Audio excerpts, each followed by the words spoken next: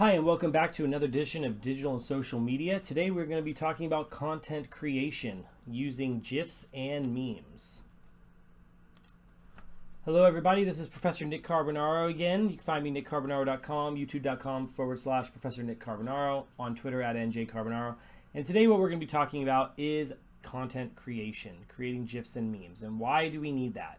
First, when you're on social media, we don't like to watch words anymore. It's been proven video and video content creation is the most how do I put this correctly? The most desired way of receiving information.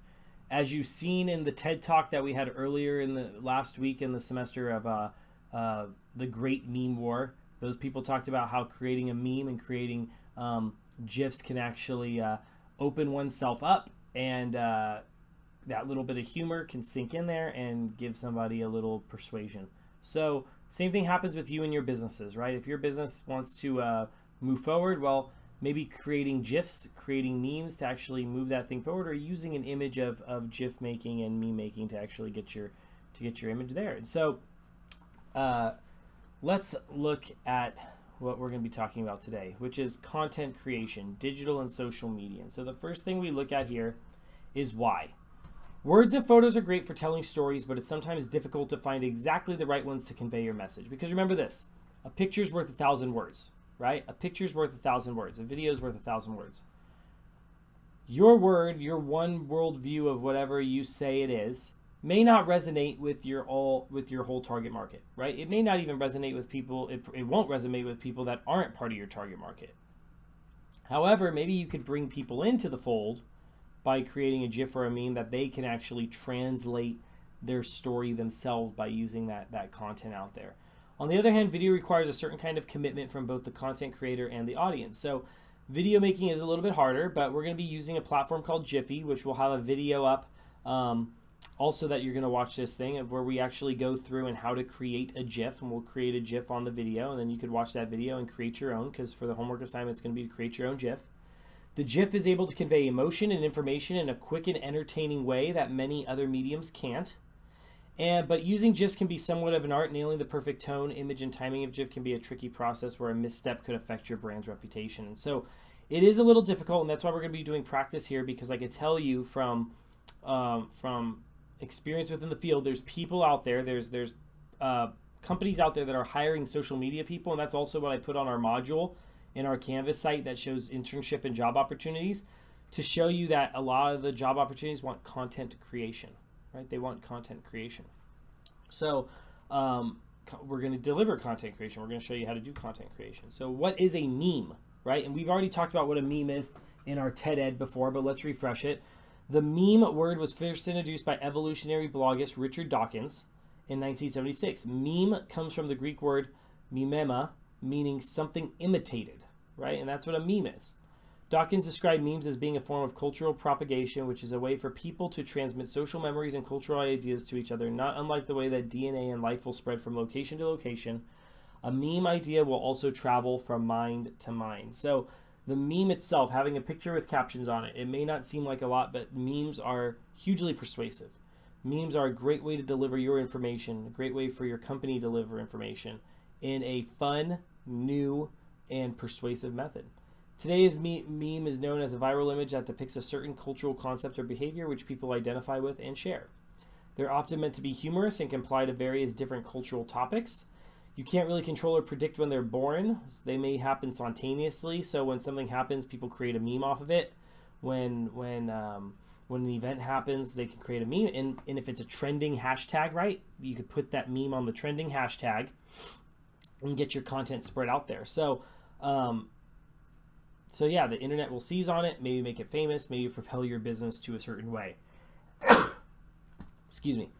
And so sometimes overnight, that meme can take hold and become something for somebody. So let's look at it. What are GIFs? GIF stands for Graphic Interchange Format.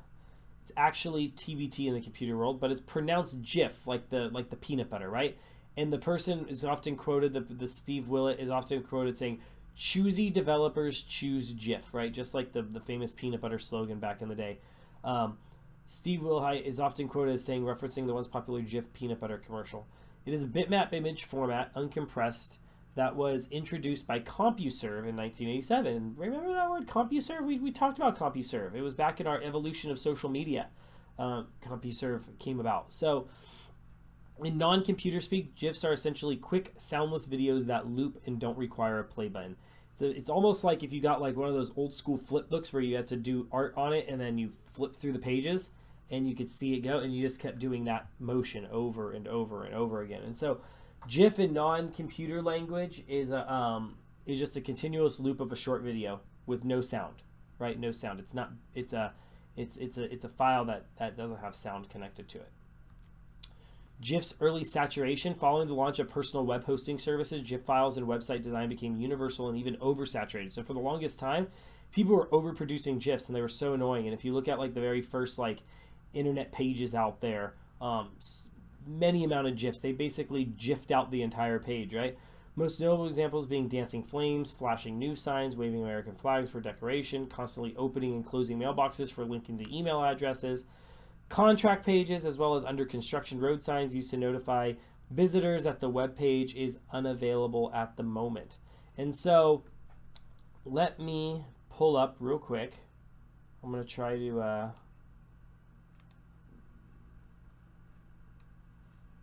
pull up something real quick here. Let's look at a Space Jam original website.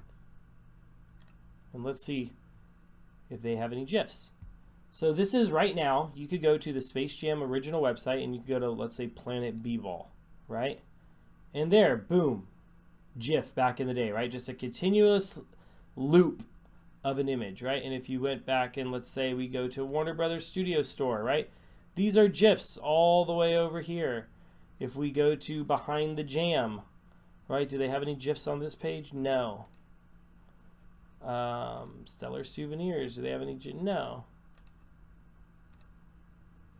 Again, a GIF, right? A lot of these places overused imagery, right? And this is the original Space Jam sound, the Space Jam,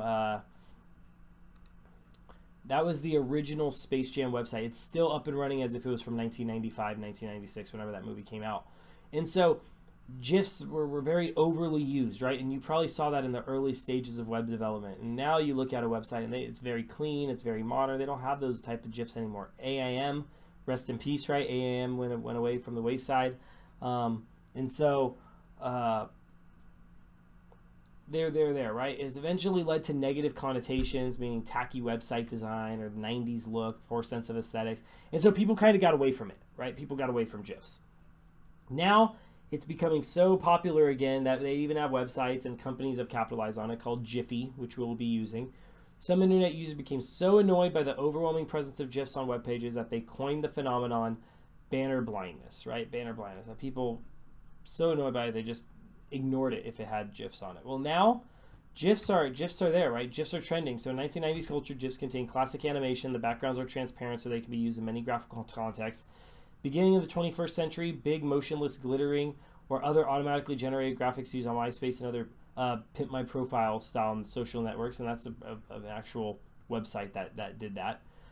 Current time, loop sequences made from videos, captures of movies or TV shows distributed on blogs, not integrated in the page design surrounding it. So you see this trend of it coming in and evolutionizing MySpace and evolutioning other social media platforms. Now GIFs are there, right? And so if you see here, this was the very first GIF, right? This is the very first GIF out there. It was a spaceship going through the sky, and all it is a continuous loop of an airplane or a airplane or spaceship, whatever that is, flying through the sky. I'm guessing it's an airplane, right?